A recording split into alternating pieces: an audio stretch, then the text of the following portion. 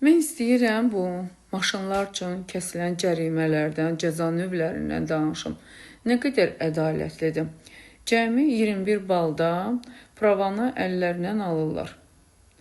O da ki, həm pul yazırlar, həm də bal yazırlar. Pul varsa, onda bal niyə yazılır?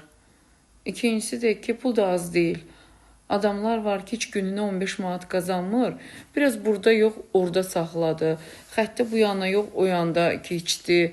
Buna görə 100 manat gəlir, nə bilim 200 manat gəlir. Lap belə 40 manat gəlir. Adam var gününə heç 15 manat qazanmır. Yəni belə yox, belə sür, burada dayanma, orada dayan.